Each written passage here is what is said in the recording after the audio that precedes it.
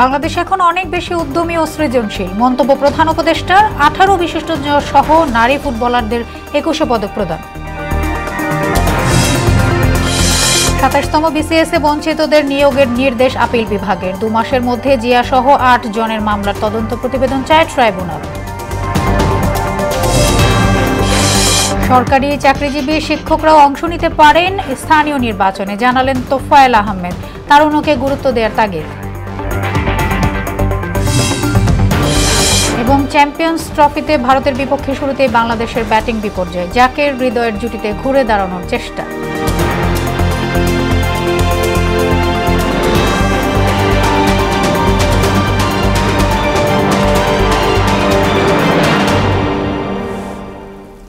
আসসালামু আলাইকুম, সবাইকে ভোনা সংবাদে স্বাগত। শুনছিলেন শিরোনাম, আর পুরোটা সংবাদ জুড়ে আছে আমি সোনিয়া ইসলাম।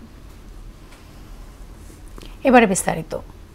অতীতের যে কোনো সময়ের চেয়ে বাংলাদেশ এখন উদ্যমী ও সৃজনশীল বলে মন্তব্য করেছেন প্রধান উপদেষ্টা অধ্যাপক মোহাম্মদ ইউনূস। রাজধানীর ওসমানী স্মৃতি মিলনায়তনে 21 পদক প্রদান অনুষ্ঠানে তিনি একথা বলেন। বিভিন্ন ক্ষেত্রে গুরুত্বপূর্ণ অবদানের স্বীকৃতি স্বরূপ এবার 18 বিশিষ্ট ব্যক্তি ও নারী ফুটবল দলকে 21 পদক তুলে দেন প্রধান উপদেষ্টা। নাসির উদ্দিনের প্রতিবেদন। বিভিন্ন ক্ষেত্রে গুরুত্বপূর্ণ অবদানের স্বীকৃতিস্বরূপ 1976 সাল থেকে দেশের দ্বিতীয় সর্বোচ্চ বেসামরিক পুরস্কার 21 পদক প্রদান শুরু হয়। সে ধারাবাহিকতায় 2025 সালে 18 বিশিষ্ট ব্যক্তি ও নারী ফুটবল দলকে এ পদক প্রদান করা হয়। রাজধানীর ওসমানী স্মৃতি মিলনায়তনে প্রধান উপদেষ্টার হাত থেকে 21 পদক গ্রহণ করেন জাতীয় দলের নারী ফুটবলার, ভাষা সৈনিক, ভাষাবিদ, সাহিত্যিক, শিল্পী, শিক্ষাবিদ, গবেষক, সাংবাদিক, অর্থনীতিবিদ সহ বিশিষ্ট ব্যক্তিরা। প্রধান অতিথির বক্তব্যে প্রফেসর মোহাম্মদ ইউনূস বলেন, অতীতের যে কোনো সময়ের চেয়ে বাংলাদেশ এখন উদ্যমী, সৃজনশীল ও শক্তিশালী। ভাষা আন্দোলনের মধ্যে দিয়ে আমাদের স্বাধিকার চেতনার এক অবিশ্বাস্য জাগরণ সৃষ্টি হয়েছে। আমরা এখন অতীতের যে কোনো সময়ের চাইতে বেশি শক্তিশালী, উদ্যমী এবং সৃজনশীল। প্রধান উপদেষ্টা বলেন, এদেশের তরুণরা অনেক বেশি দুঃসাহসী। তাদের আত্মবিশ্বাস নতুন পৃথিবীর জন্য অনুকরণীয়। তারা যেমন নতুন বাংলাদেশ সৃষ্টি করতে চায়, তেমনি একই আত্মবিশ্বাসে নতুন পৃথিবীর সৃষ্টি করতে চায়। তারা ঘুণে ধরা আত্মবিনাশী সভ্যতার বন্ধনমুক্ত হয়ে তাদের স্বপ্নের নতুন সভ্যতা গড়তে চায়। আজ এই মহান শহীদ দিবস ও আন্তর্জাতিক মাতৃভাষা দিবস 2025 উদযাপনের স্মরণীয় দিনে আমরা জাতির এই স্বপ্নের আশু বাস্তবায়ন নিশ্চিত হোক, এই কামনা করছি। 21 পদকপ্রাপ্তদের জাতির পথপ্রদর্শক উল্লেখ করে দেশবাসীর পক্ষ থেকে সবাইকে অভিনন্দন জানান প্রধান উপদেষ্টা অধ্যাপক ইউনূস। আপনাদের অবদানের জন্য জাতি বিশেষভাবে কৃতজ্ঞ। আপনারা জাতির পথ প্রদর্শক। নাসির উদ্দিন, মোহনা সংবাদ, ঢাকা। আন্তর্জাতিক মাতৃভাষা ও মহান শহীদ দিবস ঘিরে কোনো রকম নিরাপত্তা ঝুঁকি নেই বলে জানিয়েছেন জেএমপি কমিশনার শেখ সাজ্জাদ আলী। তবে নির্বিঘ্ন পরিবেশ বজায় রাখতে কেন্দ্রীয় শহীদ মিনার এলাকায় 4 স্তরের নিরাপত্তা বলয় থাকবে। 21 ফেব্রুয়ারি উপলক্ষে শহীদ মিনার পরিদর্শন শেষে এসব কথা বলেন তিনি। আর ট্রাফিক পুলিশের যুগ্ম কমিশনার বলেন, রাষ্ট্রপতি, প্রধান উপদেষ্টা সহ ভিভিআইপিদের নিরাপত্তা নিশ্চিতে আজ রাত থেকে 21 ফেব্রুয়ারি সকাল পর্যন্ত আশেপাশের কিছু সড়কে যান চলাচল বন্ধ থাকবে। আগামীকাল বেলা 2টা পর্যন্ত আমাদের ফোর্স এবং অফিসাররা পুরো এলাকার নিরাপত্তার দায়িত্বে থাকবেন। এখন পর্যন্ত আমরা নিরাপত্তা সংক্রান্ত কোনো আশঙ্কা দেখি না। যে চলাচলের রাস্তা সেটা হলো পলাশী থেকে ভাস্কর্য হয়ে জগন্নাথ হল ক্রসিং হয়ে কেন্দ্রীয় শহীদ মিনারে আসতে পারবে। আবার এক্সিট পয়েন্ট হলো শহীদ মিনারে শ্রদ্ধা নিবেদন শেষে রমনা ক্রসিং হয়ে দোয়েল চত্বর হয়ে অন্যদিকে বের হতে পারবেন। 27তম বিসিএসে নিয়োগ বঞ্চিত 1137 জনের চাকরি ফেরত দেওয়ার নির্দেশ দিয়েছেন আপিল বিভাগ। প্রধান বিচারপতি ডক্টর সৈয়দ রেফাত আহমেদের নেতৃত্বে এই 5 বিচারপতি বেঞ্চ এই রায় দেন। আইনজীবীরা বলেন, এই রায়ের ফলে 17 বছর আগে বিসিএসে চাকরি বঞ্চিতদের 90 দিনের মধ্যে নিয়োগ দিতে হবে। কাজী পাপ্পুর প্রতিবেদন। আইনি লড়াইয়ের অবসান হলো দীর্ঘ 17 বছরের সমস্যা। 27তম বিসিএস এ নিয়োগ বঞ্চিত 1137 জনকে নিয়োগদানের নির্দেশ দিয়েছেন প্রধান বিচারপতি ডক্টর সৈয়দ রেফাত আহমেদের নেতৃত্বে 5 সদস্যের আপিল বেঞ্চ। এর মধ্য দিয়ে চাকরি ফিরে পাওয়ার বাধা কাটল নিয়োগ বঞ্চিতদের। রাজনৈতিক বিবেচনায় 1/11 সরকার একদম নিয়ম আইন উপেক্ষা করে তৎকালীন বিএনপির আমলে যোগ্যভাবে নির্বাচিত হওয়া সত্ত্বেও তাদেরকে বাদ দিয়েছে। আমি মনে করি দীর্ঘদিন পর্যন্ত তারা আদালতের বারান্দায় যেভাবে ন্যায় বিচার প্রত্যাশা করেছে, আজকে রায়ের মাধ্যমে সেই ন্যায় বিচারটি প্রতিষ্ঠিত হলো। হাইকোর্টের দেওয়া রায়, যে রায়টি এই 1137 জন বিসিএস উত্তীর্ণ প্রার্থীর পক্ষে ছিল, সেই রায়টি বাতিল করে লিভ গ্রান্টিং ছাড়া যে রায়টি ইতিপূর্বে আপিল বিভাগ দিয়েছিল, আজকে রায়ের মাধ্যমে সেই রায়টি বাতিল হলো। অর্থাৎ বঞ্চিতদের 90 দিনের মধ্যে নিয়োগ দিতে হবে জানিয়ে আইনজীবীরা বলেন, এই 1137 জন ওই সময় নিয়োগপ্রাপ্তদের সমান সুবিধা নিয়ে চাকরিতে যোগ দিতে পারবেন। 27তম ব্যাচে ইতিমধ্যে যারা নিয়োগপ্রাপ্ত হয়েছেন তাদের সঙ্গে নোশনাল সিনিয়রিটি পাবেন, অর্থাৎ ধারণাগত জ্যেষ্ঠতা সহ তারা চাকরিতে নিয়োগ পাবেন ইনশাআল্লাহ। যাদের বাদ দেওয়া হয়েছে দ্বিতীয় ভাইবা বসির মাধ্যমে, তাদেরকে চাকরিতে নিতে হবে 90 দিনের মধ্যে। ইতিমধ্যে যারা 27 বিসিএস এর মাধ্যমে যোগদান করেছে তাদের জন্য চাকরির কোনো অসুবিধা না হয়, সেটাও আইনানুগভাবে নির্বাহী বিভাগ দেখবে। 2007 সালে 27তম বিসিএস এ মৌখিক পরীক্ষায় উত্তীর্ণ হন বিভিন্ন ক্যাডারের 1137 জন। 111 সরকার নিয়োগ চূড়ান্ত না করে আইন বহির্ভূতভাবে দ্বিতীয়বার ভাইভায় ডেকে তাদের চাকরি বঞ্চিত করে। এরপর শুরু হয় আইনি লড়াই। কাজী পাপ্পু, মোহনা সংবাদ, ঢাকা। জুলাই আন্দোলনে মানবতা বিরোধী অপরাধ মামলায় জিয়াউল ইসলাম আহসান ও চৌধুরী আব্দুল্লাহ আল মামুন সহ 8 পুলিশ কর্মকর্তার তদন্ত প্রতিবেদন 28 এপ্রিল দাখিল করার নির্দেশ দিয়েছে ট্রাইব্যুনাল। এছাড়া পুলিশের সাবেক এএসপি আলিফ উদ্দিনের বিরুদ্ধে ধর্ষণের প্রাথমিক সত্যতার তথ্য প্রমাণ রয়েছে বলে জানিয়েছেন প্রসিকিউশন। কাজী পাপ্পুর আরেকটি প্রতিবেদন। আওয়ামী লীগ সরকারের আমলের দাপুটে এসব সেনা, র্যাব ও পুলিশ কর্মকর্তা মলিন মুখে কেউ মাথা নিচু করে ঢুকছেন আন্তর্জাতিক অপরাধ ট্রাইব্যুনালে। কারো বিরুদ্ধে অভিযোগ জুলাই গণহত্যার, কারো আবার গুম, খুন, ধর্ষণের। নারায়ণগঞ্জের র্যাব 10-এর আলোচিত সাবেক কর্মকর্তা পুলিশের এএসপি আলিফ উদ্দিন, যার বিরুদ্ধে আটক, গুম, নির্যাতনের অভিযোগের তালিকা বেশ দীর্ঘ। বেসরকারি বিশ্ববিদ্যালয়ের এক শিক্ষার্থী এবার এনেছেন নিজ স্ত্রীকে ধর্ষণের অভিযোগ। জঙ্গি সম্পৃক্ততার মিথ্যা অভিযোগে আটক করার পর হত্যার হুমকি দিয়ে স্ত্রীকে একাধিকবার ধর্ষণ করেন আলিফ উদ্দিন। আলিফ উদ্দিনের অভিযোগ সবচাইতে মারাত্মক। তিনি অসংখ্য মানুষকে গুম এবং নির্যাতন করার সাথে জড়িত। স্বামীকে হত্যার ভয় দেখিয়ে তাকে বাধ্য করে একাধিকবার রমজান মাসে রোজা ভাঙিয়ে তাকে ধর্ষণ করা হয়েছে। এই তথ্য প্রমাণ আদি আমাদের কাছে এসেছে। এডিশনাল এসপি মহিউদ্দিন ফারুকি, তার মামলাতে আমরা সময় চেয়েছি 3 মাসের তদন্তের জন্য। 28/5 তারিখে পরবর্তী তারিখ নির্ধারিত হয়েছে। তার বিরুদ্ধে অভিযোগ হচ্ছে তিনি অসংখ্য মানুষকে গুম করার সাথে জড়িত। এদিকে ছাত্র জনতার আন্দোলনে গুলি চালিয়ে হত্যা এবং হেলিকপ্টার থেকে গুলি বর্ষণের বিষয় জানতে সাবেক আইজিপি চৌধুরী আব্দুল্লাহ আল মামুনকে জিজ্ঞাসাবাদ করতে চায় তদন্ত সংস্থা। হেলিকপ্টার অপারেশন কার নির্দেশে হয়েছিল, কারা কারা যাত্রী ছিল, কতগুলো ফ্লাইট পরিচালনা করা হয়েছিল, কী ধরনের অস্ত্র পরিবহন করা হয়েছিল, পুলিশের প্রধান হিসাবে তার এটা জানার কথা। সেই বিষয়ে আমরা তাকে জিজ্ঞাসাবাদ করার জন্য 1 দিনের সময় চেয়েছি। আগামী 23শে ফেব্রুয়ারি তাকে জিজ্ঞাসাবাদের জন্য অনুমতি দিয়েছেন 1 দিনের জন্য। আর ওই একই মামলায় 2 মাসের সময় দিয়েছেন। তার মোবাইল ফোন থেকে তিনি সোশ্যাল মিডিয়াতে বক্তব্য দিয়েছেন 5ই আগস্টের পরে। সুতরাং তার এই মোবাইলে গুরুত্বপূর্ণ এভিডেন্স আছে, এটা আমরা আমাদেরকে যে কোনো মূল্যে পেতে হবে। গণহত্যা ও মানবতা বিরোধী অপরাধ মামলার প্রতিবেদন দাখিলে তদন্ত সংস্থা সর্বোচ্চ গুরুত্ব দিয়ে কাজ করছে বলে জানানো হয়। কাজী পাপ্পু, মোহনা সংবাদ, ঢাকা। সরকারি চাকরিজীবী ও এমপিওভুক্ত শিক্ষকরাও স্থানীয় সরকার নির্বাচনে অংশ নিতে পারবে এমন ইঙ্গিত দিয়েছেন এলজিআরডি সংস্কার কমিশন প্রধান তোফায়েল আহমেদ। দুপুরে আগারগাঁয়ে গভর্নেন্স অ্যাডভোকেসি ফোরাম আয়োজিত জনকেন্দ্রিক স্থানীয় সরকার সংস্কারের মাধ্যমে ভবিষ্যৎ গঠন শীর্ষক জাতীয় সংলাপে তিনি এই প্রস্তাবনার কথা জানান। আরও জানাচ্ছেন মনিরুল ইসলাম। স্থানীয় সরকার ব্যবস্থাকে কার্যকর করতে শর্টকাট কোনো পদ্ধতি নেই, তাই একে ঢেলে সাজাতে তৃণমূল থেকে শুরু করে অনেকের মতামত নিয়েছে এলজিআরডি সংস্কার কমিশন। তারই অংশ হিসেবে একগুচ্ছ প্রস্তাবনা নিয়ে জাতীয় সংলাপের আয়োজন করে গভর্নেন্স অ্যাডভোকেসি ফোরাম এবং ইউএনডিপি। ইতিমধ্যেই সারা দেশের 49,000 মানুষের মতামত নিয়েছে সংস্কার কমিশন। এ সময় প্রচলিত স্থানীয় সরকার ব্যবস্থার নানান অসঙ্গতি তুলে ধরেন বক্তারা। তাই নারীদের জন্য সংরক্ষিত আসনকে সাধারণ আসন হিসেবে বিবেচনা করার কথা বলেন সংস্কার কমিশনের সদস্য মাছুদা খাতুন শেফালি। নারী আসনটা যেহেতু উপ আসন হিসেবে তৈরি করা হয়েছিল, যেটা আমরা বলতে পারি যে শূন্য আসন ছিল, আসন বলা হয়েছে কিন্তু কার্যত সেই আসনের কোনো অস্তিত্ব ছিল না। সেজন্য কিন্তু নারীরা সাধারণ আসনের সাথে অনেক দ্বন্দ্ব হয়েছে। তারা দাবি করেছে আমাদের এটা নাই, সেজন্য এটা বদনামি হয়েছে যে নারীরা শুধু খাই করে। যে জায়গাটা আসলে আমাদের সবাইকে মাথায় রাখতে হবে, শেষ পর্যন্ত আমরা যেটা চাই সেটা হচ্ছে যে একটা খুবই শক্তিশালী স্থানীয় সরকার ব্যবস্থা।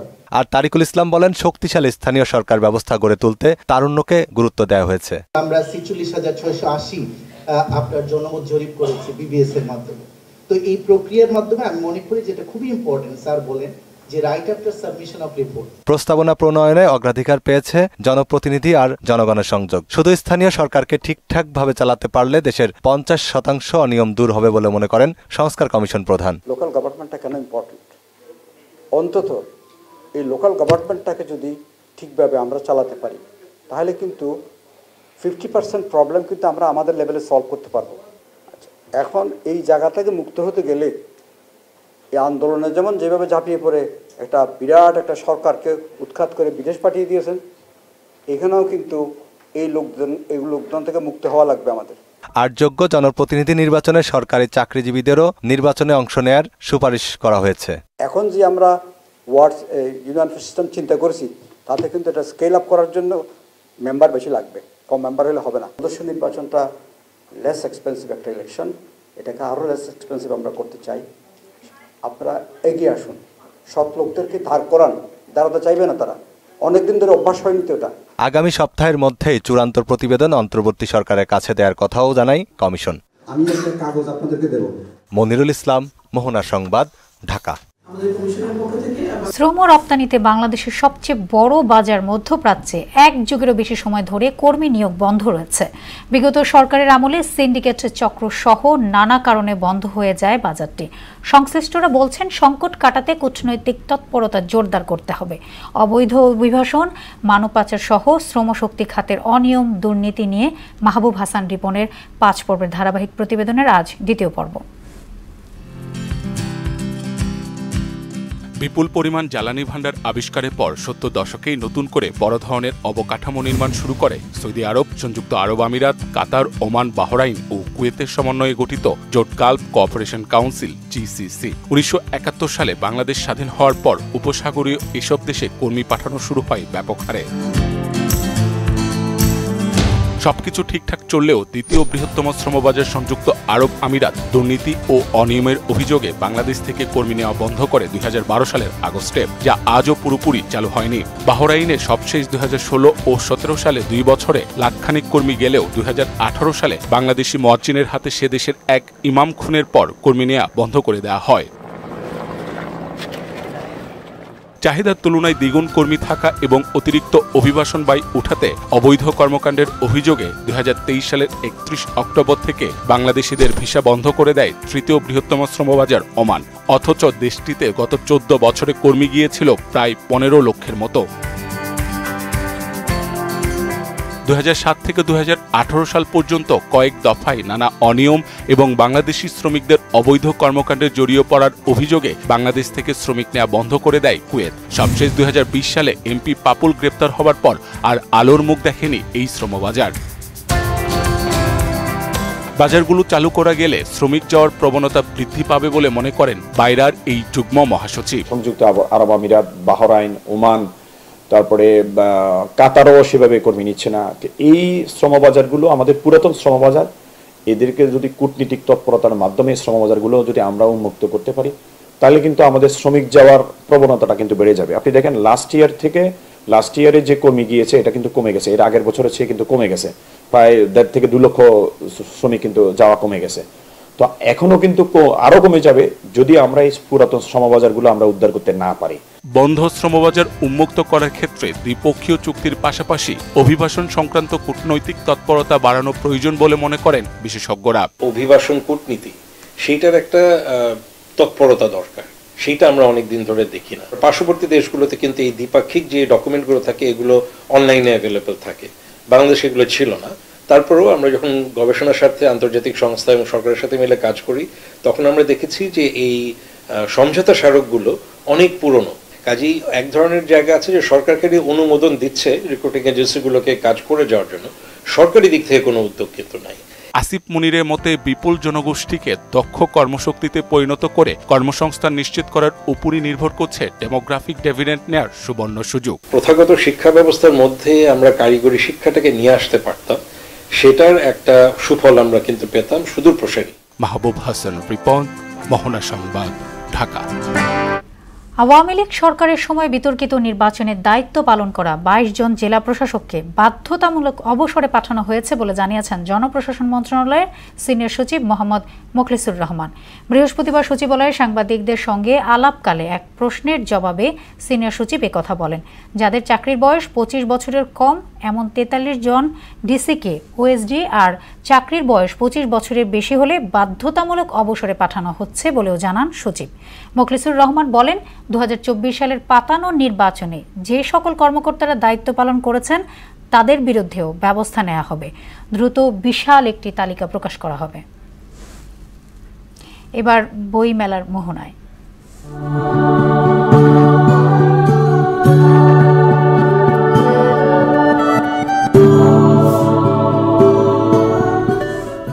কাল 21শে ফেব্রুয়ারি আন্তর্জাতিক মাতৃভাষা ও মহান শহীদ দিবস। এ উপলক্ষে বিভিন্ন আমেজ বিরাজ করছে অমর 21শে বইমেলার। এ নিয়ে সরাসরি যুক্ত হব আমাদের সহকর্মী এসইও সেলিমের সাথে। সেলিম, কাল তো 21শে ফেব্রুয়ারি, বইমেলার সার্বিক চিত্র কেমন দেখছেন? আর 21শে ফেব্রুয়ারি উপলক্ষে বিশেষ কোনো আয়োজন আছে কি জানাবেন?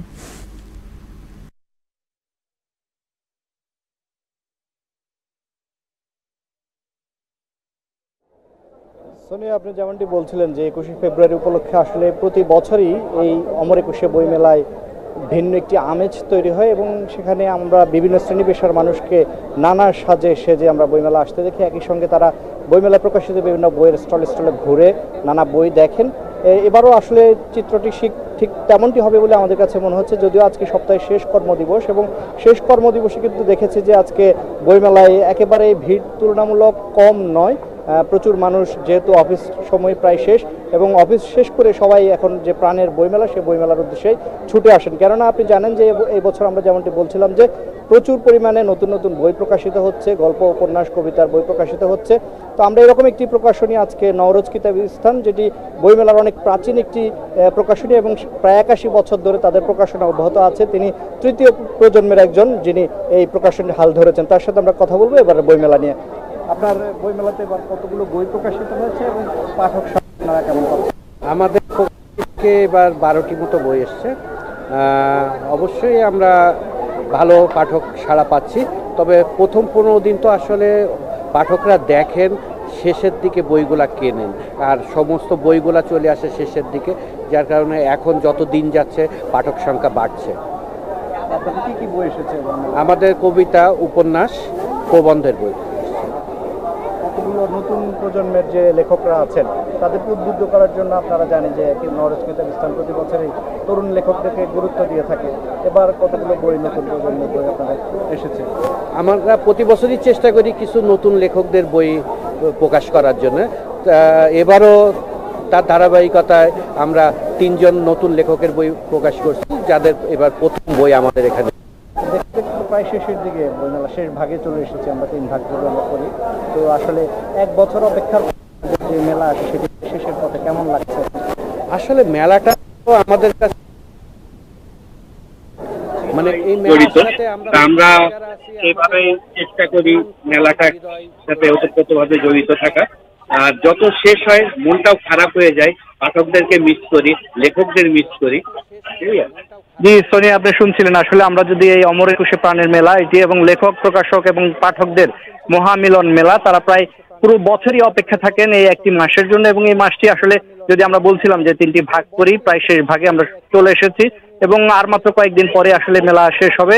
সে কারণে প্রকাশক এবং লেখকদের মন অনেকটাই খারাপ আমরা দেখছি। যদিও আজকে যে চিত্রটি আপনি আমার পেছনে দেখতে পাচ্ছেন, আজকে যে বেশ কিছু স্টল যেগুলো পুরনো স্টল রয়েছে, আজকে যে চিত্রটি আপনি আমার পেছনে দেখতে পাচ্ছেন, আজকে যে বেশ কিছু স্টল যেগুলো পুরনো স্টল রয়েছে, সেখানে যেসব আমাদের হুমায়ুন আহমেদ সহ অন্যান্য যে লেখকরা রয়েছেন, জনপ্রিয় লেখকরা, তাদের স্টল যেসব স্টলগুলো তাদের বই রয়েছে, সেই স্টলগুলোতে আসলে প্রচুর পরিমাণে বই বিক্রি হচ্ছে আপনি দেখছেন। কিন্তু অন্যান্য যে স্টলগুলো, সেই স্টলগুলোতে আসলে তুলনামূলক বিক্রি কিছুটা কম। তো সোনিয়া, আসলে বইমেলা থেকে এই ছিল আমার কাছে সবশেষ। সোনিয়া। সেলিম, আপনাকে ধন্যবাদ। এবার চলে যাচ্ছে দেশের বাইরের খবরে। সুদানের আধা সামরিক বাহিনী সাপোর্ট ফোর্স RSF এর অভিযানে 2 শতাধিক মানুষ নিহত এবং আরও 100 মানুষ আহত হয়েছেন। এছাড়া আরও অনেকে নিখোঁজ, অপহরণ, জোরপূর্বক গুম এবং লুটপাটের শিকার হয়েছেন। গেল 3 দিনের রাজধানীর খার্তুম সংলগ্ন হোয়াইট নাইল রাজ্যের গ্রামে অভিযানের নামে তারা এই হত্যাযজ্ঞ চালায় বলে জানিয়েছেন দেশটির মানবাধিকার আইনের সংগঠন ইমার্জেন্সি লয়ার্স নেটওয়ার্ক। খেলার খবর, ফুটবল। সংযুক্ত আরব আমিরাতের বিপক্ষে 2টি প্রীতি ম্যাচের জন্য বাংলাদেশ জাতীয় নারী দল ঘোষণা করেছে বাফুফে। 23 সদস্যের দলটিতে অধিনায়ক হিসেবে কারোর নাম নেই। বাফুফে ঘোষিত প্রাথমিক তালিকায় জায়গা হয়েছে সর্বশেষ সাফের স্কোয়াডে থাকা 8 জন। তবে সম্প্রতি কোচ পিটার বাটলারের বিরুদ্ধে বিদ্রোহ করা 18 জনের কাউকে রাখা হয়নি। বাংলাদেশ দল দুবাইয়ের উদ্দেশ্যে রওনা দেবে 24 ফেব্রুয়ারি। 2টি ম্যাচ অনুষ্ঠিত হবে 26 ফেব্রুয়ারি ও 2 March. They'll be given game time, and we'll try and endeavour to actually put out 2 teams. And the most important thing from my perspective is that these players go there, work hard with the right attitude, with respect and humility, and give a credible performance whilst they're representing the shirt of Bangladesh. শেষ করব মোহনা সংবাদ, যাবার আগে শিরোনামগুলো আরও একবার।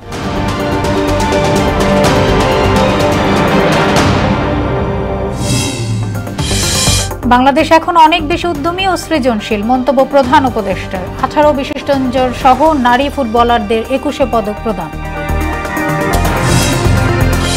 27তম BCS এ বঞ্চিতদের নিয়োগের নির্দেশ appeal বিভাগের। 2 মাসের মধ্যে জিয়া সহ 8 জনের মামলার তদন্ত প্রতিবেদন চায় ট্রাইব্যুনাল। সরকারি চাকরিজীবী শিক্ষকরাও অংশ নিতে পারেন স্থানীয় নির্বাচনে, জানালেন তোফায়েল আহমেদ। তারুণ্যকে গুরুত্ব দেওয়ার তাগিদ। এবং চ্যাম্পিয়ন্স ট্রফিতে ভারতের বিপক্ষে শুরুতেই বাংলাদেশের ব্যাটিং বিপর্যয়ে, জাকের হৃদয়ের জুটিতে ঘুরে দাঁড়ানোর চেষ্টা।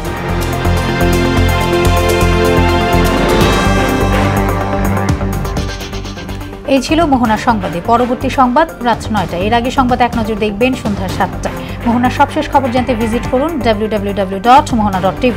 সংবাদ দেখতে পারেন ফেসবুক, ইউটিউবে। এতক্ষণ সঙ্গে থাকার জন্য ধন্যবাদ সবাইকে।